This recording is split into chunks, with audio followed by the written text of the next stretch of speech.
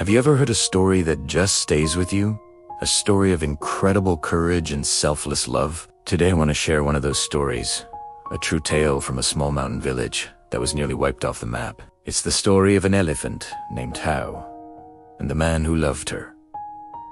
Samchai. Samchai was a retired mahout, an elephant keeper. He had known Tao since she was just a calf, a clumsy, gentle giant who followed him everywhere. Their bond was something special, forged over years of quiet companionship in the lush jungles of Thailand. After Samchai retired from the bustling tourism industry, he brought Tao home to live with him in his peaceful mountain village. For them, every day was a quiet routine of forest walks, river baths, and shared meals.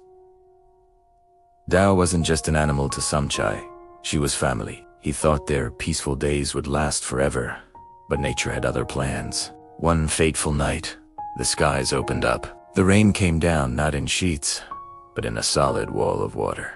The gentle streams that crisscrossed the mountainside turned into raging, destructive torrents. A flash flood, sudden and merciless, tore through the valley, sweeping away homes, bridges, and everything in its path. The village was thrown into chaos. In the darkness, screams mixed with the roar of the water. People were trapped, their homes collapsing around them. When the first light of dawn broke, the devastation was absolute. The village was gone, replaced by a wasteland of mud and debris. Samchai had survived, but his heart was shattered. Tao was missing. He called her name until his voice was raw, his calls swallowed by the eerie silence that follows a disaster. He refused to believe she was gone. He began a desperate search, clambering over fallen trees and wading through knee-deep, his eyes scanning the horizon for any sign of his beloved elephant. Days turned into a week. Samchai grew weary, his hope dwindling with each passing sunset. He helped the other survivors, pulling people from the wreckage and sharing what little food they had. But his mind was always on Tao. Where could she be? Had the floodwaters taken her? The thought was unbearable. He was about to give up when a group of villagers approached him, their faces etched with a mixture of grief and profound gratitude. An old woman took his hand. With tears in her eyes, she began to tell him what had happened. On the night of the flood, as the water rose with terrifying speed, panic had set in. But then, a figure emerged from the churning chaos. It was Tao. The rescue teams, overwhelmed and unable to reach everyone, had called upon her strength. With unwavering courage, Tao waded into the deadly currents, a living, breathing rescue vessel. She led children and the elderly clamber onto her broad back, her massive body a shield against the debris-filled water. Trip after trip, she battled the raging river. The survivors told Samchai how she would carefully navigate the most dangerous passages, her intelligent eyes seeming to understand the gravity of the situation. She would deposit one group of villagers on higher ground and immediately turn back, plunging into the torrent again and again, her trumpeting calls a beacon of hope in the terrifying darkness. She carried dozens of people to safety that night, her strength the only thing standing between them and certain death. But her heroism came at a cost. After her final trip, having saved the last group of stranded children, the mighty elephant collapsed. Exhausted, her immense heart finally gave out. She had given every last ounce of her strength to save the people of the village, the community she had come to know as her own. She never returned. Hearing this, Samchai felt a wave of emotions wash over him. The crushing grief of his loss was immense, but it was mixed with an overwhelming sense of pride. His gentle Tao, his beloved friend, was a hero.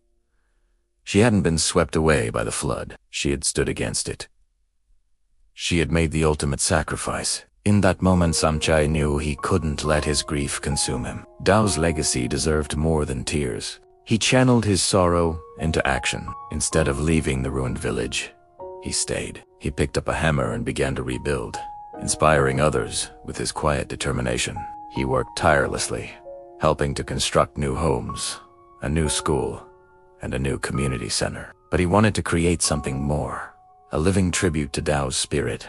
On a piece of land overlooking the rebuilt village, Samchai founded an elephant sanctuary. But this wasn't just any sanctuary. It was a place dedicated to ethical elephant care, a school where a new generation of mahouts could learn to work with these magnificent creatures through respect and kindness. not force. He wanted to ensure that no elephant would ever be exploited again, and that the deep bond he shared with Tao could be a model for others. The sanctuary became a symbol of renewal, a testament to the idea that even from the greatest loss, something beautiful can grow. The village never forgot its savior. Every year, on the anniversary of the flood, the community gathers as the sun sets.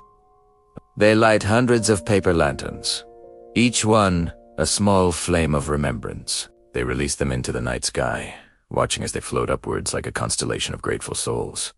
A silent thank you to the elephant who gave her life for them. It's a beautiful, solemn ceremony, a promise that Tao's bravery will be remembered for generations to come. As for Samchi, he is an old man now. He spends his days at the sanctuary, teaching young keepers and sharing stories of his gentle giant. He says that when he walks alone in the quiet jungle, in the soft light of the early morning, he can still feel a familiar presence beside him. He hears the soft thud of giant footsteps on the earth, the gentle rustle of leaves, and he knows it's Tao, walking with him still. Her spirit lives on, not just in the sanctuary or the lantern ceremony, but in the heart of the man who loved her and in the village she saved. Tao's story teaches us something profound. It shows us that sacrifice isn't just about loss. It becomes eternal when we honor it, when we transform our grief into compassion and our pain into a purpose that serves others. Her courage became the foundation upon which a community was rebuilt, stronger and more united than ever before. It makes you think, doesn't it? How do we honor the heroes in our own lives, the ones who give everything for others? It could be a grand gesture or a simple act of remembrance. What matters is that we carry their legacy forward. So I ask you, how would you honor someone who gave everything for others? Share your thoughts in the comments below. I'd love to hear your ideas. Thank you for listening. And if this story touched you, please consider liking and subscribing for more stories that inspire. Until next time.